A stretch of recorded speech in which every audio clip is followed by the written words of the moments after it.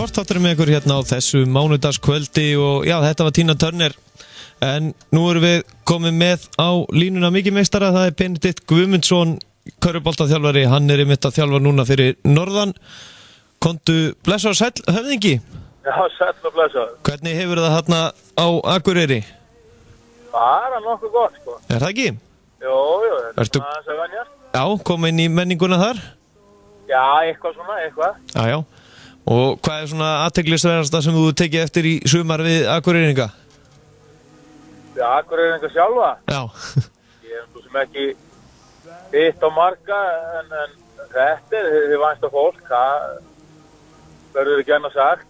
Nei, nákvæmlega. Og er mikið á túristum hana í sumar og svona líka. En það er mikið líf alltaf hana. Þú hefur ekki fundið neitt sem hefur getað eitthvað í körfuboltabúðunum á æfingu? Nei, það eru hérna fullt af strákum hérna. Já, Þóra Akureyri sem hafa körfu, hérna. Nei, maður samt alltaf með augun opinn. Já. En hérna, já, nú kannski áður við fyrir að ræða EM í körfubolta eða sem að Eurobasketið. Ég verði nú að, já, nú er fjörið að fara svona skell á í körfuboltanum bara hérna heima fyrir. Já.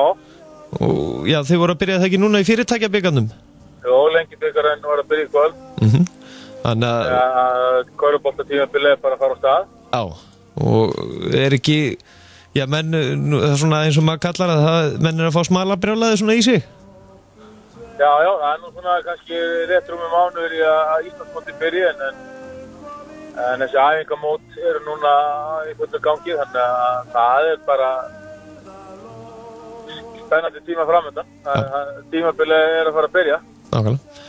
Það ákveðin spenningur. Já, en hérna, já, nú er Eurobasketið búið að vera alla þessa viku og já, þó að Íslendingar hafi nú ekki unnið leik, en þá má segja að það er hægt að vera virkilega stoltir að körfuboltaþjóðinni. Já, þeir stóðu sér frábærlega strákarnir og voru 2 leikir þarna 5 sem að þeir áttu ekki möguleiki, en í 3 leikjum þarna móti Þýskalandi, Ítalíu og Tyrklandi, það voru bara hörkuleikir. Og smá heppni og smá reynslu og kannsku í lokleikjana hefðu getað unnið 2 leiki. Já, og já, þeir náttúrulega gáðu ekki þarna neitt eftir og sérstaklega hvað eins og í síðasta leik, þá náttúrulega fer bara leikurinn í framlíkingu. Já. Það var alltaf grátlegt að ná ekki einum af þessum 3 annað sem voru jafnir, að ná að taka einn þeirra. Það er náttúrulega verið meiri háttar, en strákarnir bara stóðu sig frábærlega og árangur er ekkert endilega alltaf mæltur í sigrum og töpum. Nei. Þeir hérna spiluðu fram á vonum og í þessum dauðariðli á stóra sviðinu að þá bara lögðu þeir hjartað og allt á gólfið hérna og heilluðu alla sem voru á þessu leiki bara með dugnaði og góði spilamönsku. Og já, það vakti mikla athygli, ekki bara leikmennir eða svona liðið sjálft heldur voru áhorfendur í íslensku, þó að þeir voru nú ekki það mikill fjöldi áhorfendur með við svona, já, hvað stærð hallarana, að þá stálu þeir svolítið athyglinum líka.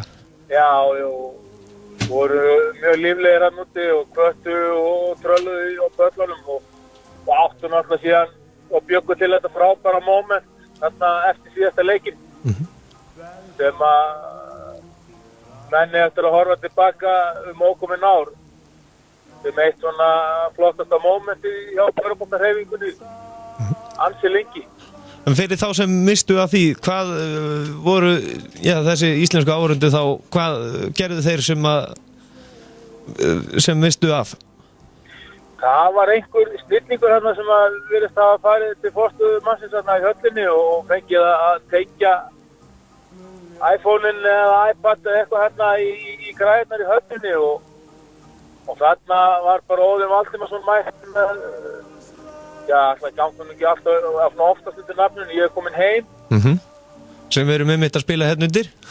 Og þetta var sungið þarna 1000 manns á Íslendingum og þeir í aðrir áhorfendur hérna í höllinni bara átti ekki til orð. Það var verið að syngja eftir tapleik en samt verið að hylla strákana þannig að margir hefur orðað því að þetta væru einstakir stuðningsmenn. En þessi lið sem við vorum að mæta sko fyrir svona almennan áhorfanda sem veit hefur kannski aldrei hort á körfubolta, þetta eru það ekki einn sterkustu þjóðir sem þeir gátu mætt þarna í Europaskiptum vilja? Jó, menn þetta 6 liða riðill, þetta eru 5 lið fyrir utan Ísland og öll þessi 5 eru rankuð á topp 10 í Evrópuboltanum, þannig að þetta var svaðalegur riðill. En íslenska landslið, komu þeir ekki svolítið sem óþekkt þjóð inn í þennan Europaskipt? Já, hann reiknaði engin með neinu frá íslenska liði frá þessari litlu eyju, þarna voru þessar stór þjóðir saman komnar í riðli og dagurinn sem þessar þjóðir átti að mæta Íslandi, það átti að vera hálfgerður hvíldadagur fyrir þessi landslið. Já. Þar sem þeir gátu látið bekkinn spila og hvílt stjörnurnar, en hver ein og einasta þjóðin í riðlinu, þau þurftu að spila á sínum sterkustu mönnum meir og minna.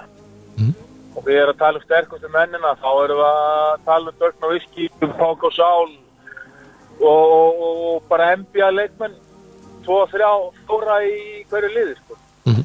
Og ekki bara leikmenn sem hafa komist í NBA, heldur eru bara risanöfn í NBA-dildinni, eru All-Star leikmenn, hafa verið vandur í 5 manna úrvalslið í NBA og þannig að þú setur til þetta samhengi að þá að naut tap í körfubolta svona kannski þá eins og að ná jafntefli í fótbolta. Það var nú það var einn gamall leikmaður KR mitt og kvennaliðinu sem var að horfa mitt á síðasta leikinn hérna með mér og hún sagði þegar staðan var eftir venjulega leiktíma, ekki að hafa þetta bara jafntefli. Já. Það hefði verið ágætt því að okkar strákar voru náttúrulega bara búnir á því og voru algjörlega lappalausir og orkulitlir í framlengingunni. Þannig að ég með stakku upp á hérna í EM-stofunni að útkljá þetta bara í astma eða stinger eða einhverju svona, en það var vist að spila áfram 5-5 til að fengist úrslitið hennar leik og þetta náttúrulega svo sem alveg beautyð í körfunni, það ekki til en jafntefli. Já. Það bara annar lið þarf að tapa og hitt vinnur og engin jafntefli sem lið að skipta einhverjum leikjum á millis. En svona fyrir íslenska leikmannin sem var að spila þarna úti, því að þetta nú ekki þekkt nöfn í Evrópu þannig séð nema örfái leikmenn. Hvernig þetta hlýtur það ekki að opna svolítið möguleika fyrir marga hverja leikmenn þarna svona til þess að komast í deildir í Evrópu jafnvel? Það ætti að gera það því að þú ert hérna að spila á stóra sviðinu og það eru ansi margir og nánast öll lið í Evrópu að fylgjast með. Þannig að þetta mikil sýningagluggi og kosturinn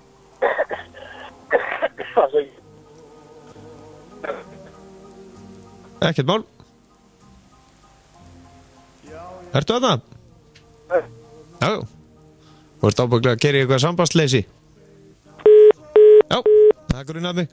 En við náðum eiginlega öllu sem að hægt var að ná úr honum og það er kannski spurninga því að maður er komið svo langt fram yfir dagskrá að við endum þetta bara á þessu í bili. Við þakkum Benedikt Guðmundssyni kærlega fyrir að gefa okkur tíma og fylgjumst sjálfsögðu með þessu eftir að RÚV er ennþá að sýna frá þessum leikjum og þið getið séð inn á RÚV.is hvenær svona næstu leikir eru Evrópukeppnin á fullu, EM-stofan á fullu og svo er náttúrulega inn á KKI.is og Karvan.is allar helstu upplýsingar körfuboltan.